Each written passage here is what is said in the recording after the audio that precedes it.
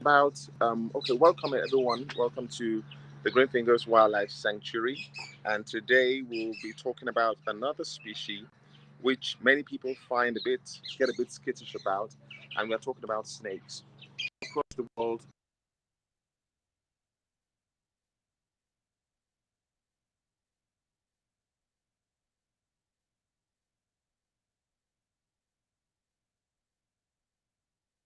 snakes can be divided into two major classes. So we have the venomous, where uh, okay, I believe we are back on. Now, the non-venomous snakes can, or the non-venomous snakes can also be divided into we have other snakes, then we have the pythons, which are actually constrictors. Now, today we'll be talking about a non-venomous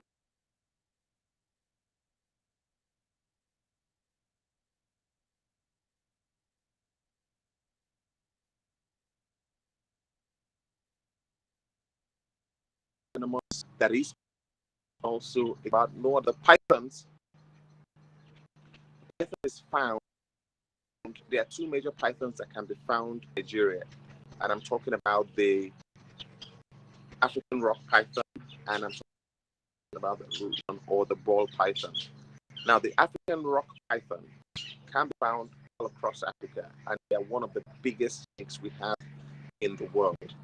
While the ball pythons are quite smaller, and they also can be found only in the around the middle parts of Africa. So I'm talking about from the western sub-Saharan Africa all the way down to the Central Africa. So I'm talking about countries like Senegal, Cameroon. You can find the royal python, and this is what the royal python or the ball python actually looks like. It's quite a smaller species of pythons. It's actually one of the smallest species of the pythons we have out there, and that's what he actually looks like. I'm going to get to see a close view of what he looks like. They have a small head compared to their counterparts, which are basically the rock pythons. These guys have smaller heads compared to them. Now, these guys also don't grow as big or as long as the rock pythons. Rock pythons can reach lengths of over 20 feet, while the while these guys, the ball pythons, are just you can just have the biggest recorded is still known to be about 12 feet. So that's about 72 inches. So they are found in Africa, native to Africa, and no other place. Any other place they are found is either because they've been introduced into those areas, but they are actually native only to Africa. So behavior. So why are they actually called? So when you hear the name ball python, why are they actually called ball pythons? Now they actually call ball python because they have a particular behavior of folding themselves or wrapping themselves around and tucking their heads into their body in form of a ball, and that's why they have that characteristic name ball python. But normally they would do that when they are threatened or when they are shy or when they need to avoid when they want to avoid danger. So they protect their head by hiding it, and they form that characteristic ball structure, and that's why they're called ball pythons. But this particular ball python isn't scared because once they become used to the people that handle them, or when they become used to people, especially, they begin to lose that nature of being afraid. Now, this feature of it being able to hide its head in the case of any prey has is basically what has caused them to become so huge and popular in the international pet trade. And because of their nature, because they're quite docile, they are not as aggressive as their counterparts, which are the rock pythons. The rock pythons are aggressive and would strike and fight at the slightest frustration. But these guys would are so docile, so they're easily picked up, and that's what has made them one of the most popular snakes in the global pet trade. And actually, they are actually one of the snakes to be known to. They're the most, they're one of the they're actually one of the top snakes to be used as pets all across the world because of that nature of being docile and being able to hide and hiding their heads in the case of danger.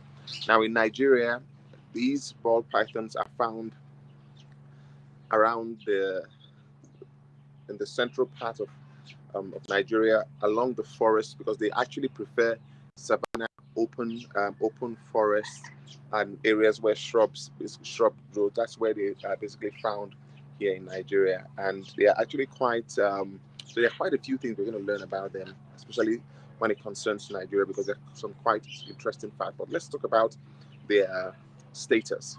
Now, according to IUCN, they are actually regarded as near threatened.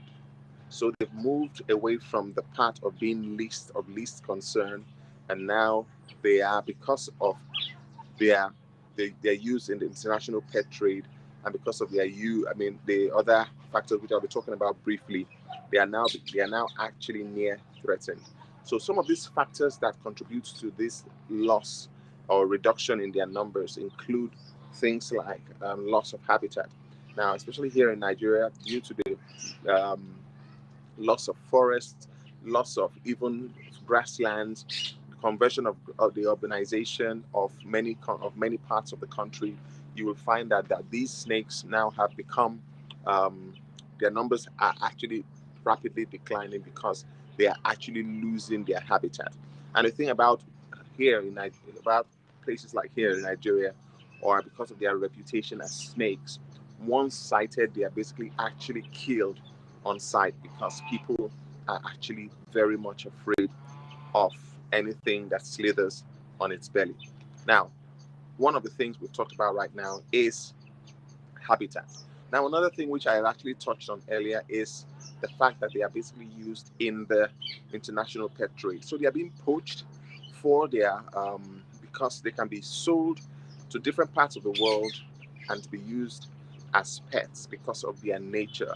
So you'll find people harvesting hunting the females, hunting their eggs, so that they can actually use them and sell them off in the international market for as pets.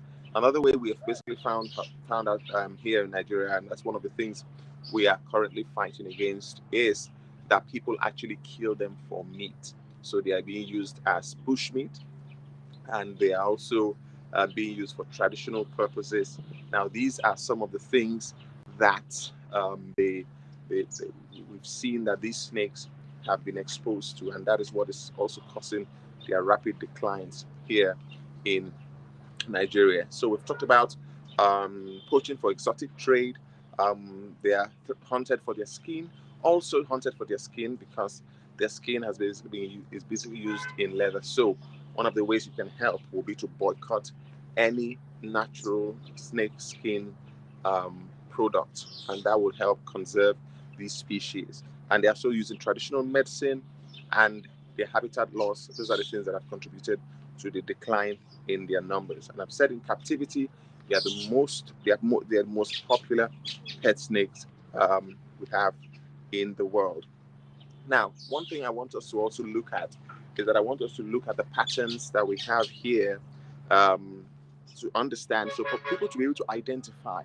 Now, how are you able to identify when you see a ball python compared to a rock python? Now, if you look at this closely, you see that there's a regular pattern that goes across these marks.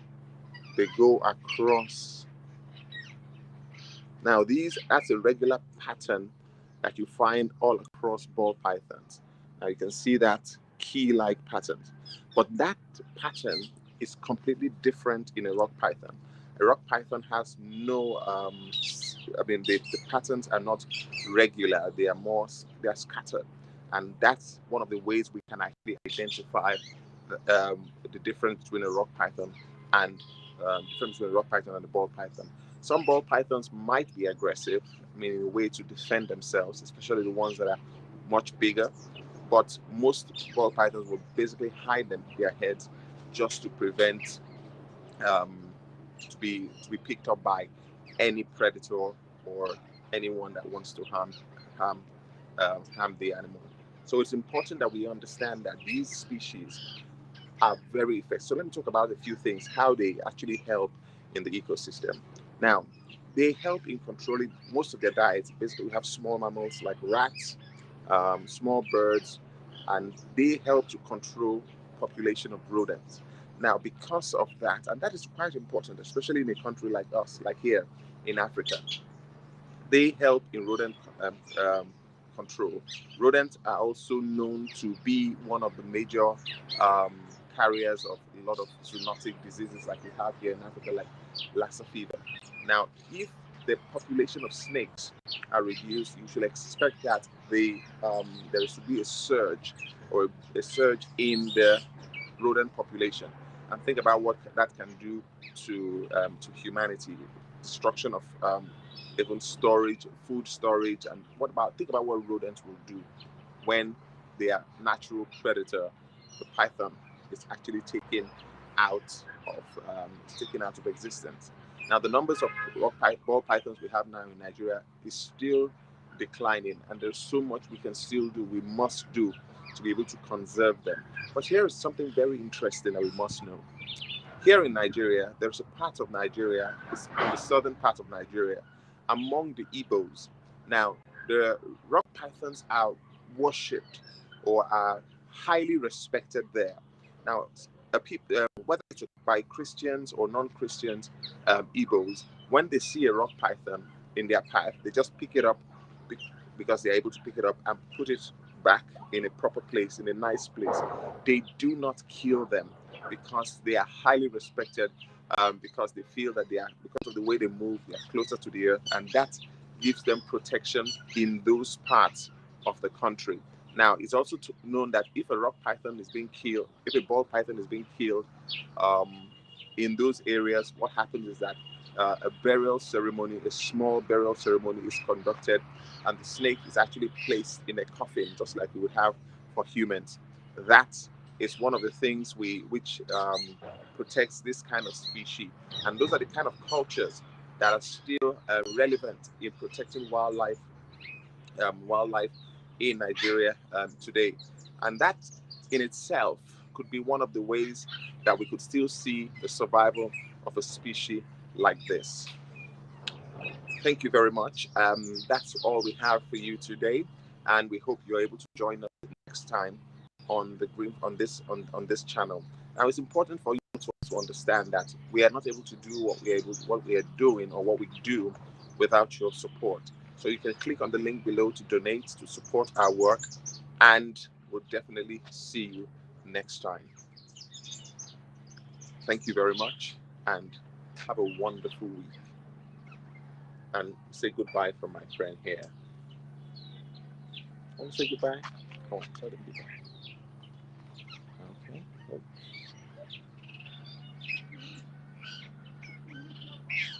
Okay, so he said his goodbye. See y'all later. Thank you. Bye.